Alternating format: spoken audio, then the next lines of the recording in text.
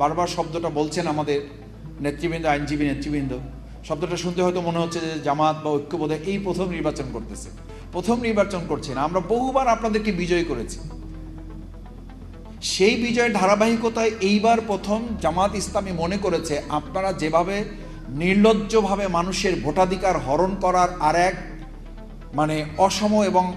অত্যন্ত অন্যায় প্রতিযোগিতায়, অসৎ প্রতিযোগিতায় লিপ্ত হয়েছেন, এই ধারাবাহিকতায় আপনাদের সাথে আর জোট করে জামাত ইসলামী নিজেদেরকে কলঙ্কিত করতে চায় না। আর এবার আমরা মনে করি এই নির্বাচনের মধ্য দিয়ে আমাদের সবচেয়ে সচেতন অংশ, যে আইনজীবী অঙ্গনে এক সময় বলা হতো যে আইনজীবী অঙ্গন হচ্ছে দেশের শেষ ঠিকানা, যেখানে মানুষ তার আইনের শাসন এবং বিচারের আশ্বাস পাওয়ার একদম শেষ ধাপ হচ্ছে এটা। সেই শেষ ধাপে যখন কেউ অন্যায় এবং অত্যাচার জুলুমে রাজত্ব কায়েম করে, তখন বুঝতে হয় তাদের পতনের জন্য 17 বছর অপেক্ষা করা লাগবে না, হয়তো 17 মাসই তাদের জন্য যথেষ্ট হবে। আমরা আশা করব এই সচেতন অংশটাকে প্রশ্নবিদ্ধ না করে বরং দেশ এবং জাতির কল্যাণের জন্য গণতান্ত্রিক যে অগ্রযাত্রা সেটাকে সমুন্নত রাখতে এই নির্বাচনটাকে আপনারা প্রশ্নের ঊর্ধ্বে রেখে যার ভোট সে দেবে, যাকে খুশি তাকে দেবে, এবং আইনের শাসন রক্ষার জন্য একটা যথাযথ পদক্ষেপ কাঠামো বিনির্মাণের জন্য সুপ্রিম কোর্ট বার অ্যাসোসিয়েশন নির্বাচন বাংলাদেশের জগতে একটা উজ্জ্বল নক্ষত্র হিসাবে প্রতিস্থাপিত হবে, সেই প্রত্যাশা আমরা সরকারি দল, নীল প্যানেল যারা আছেন এবং এই নির্বাচন কমিশনে যারা আছেন, আমরা আশা করব যে আপনাদের মধ্যে যেন এরকম উপদেষ্টাদের মতো আবার কোনো রাজশাখী তৈরি না হয়, যারা একসময় বলতে বাধ্য হবেন যে আসলে ভোট দেওয়া হয়েছিল কিন্তু আমরা তাদেরকে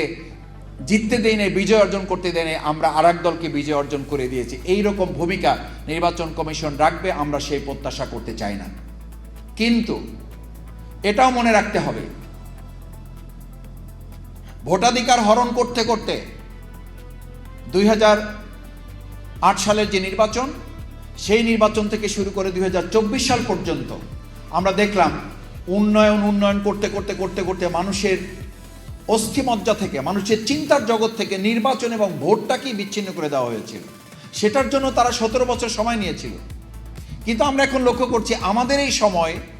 যখন বলা হয়ে থাকে যে আমরা অত্যন্ত ঐতিহাসিক একটা নির্বাচন হয়েছে, সেই ঐতিহাসিক নির্বাচন করে বিজয় অর্জন করা দল, তাহলে আপনারা কেন হঠাৎ করে আবার এই ভোট হরণ করার একটা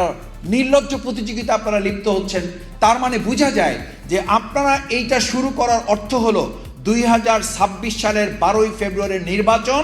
যথাযথ হয় নাই, জনগণের প্রতি আপনাদের আস্থা নাই, এটা পৃথিবীর আর কেউ না জানুক, আপনারা জানেন বলে আর নতুন করে আপনারা মানুষের প্রতি আস্থা রাখতে চাচ্ছেন না।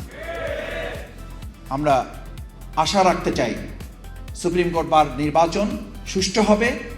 অবাধ হবে, নিরপেক্ষ হবে, আইনের শাসন প্রতিষ্ঠার সবচেয়ে নিরপেক্ষ প্রতিষ্ঠান হিসাবে এটাকে আমরা সমুন্নত রাখবো। সেই জায়গায়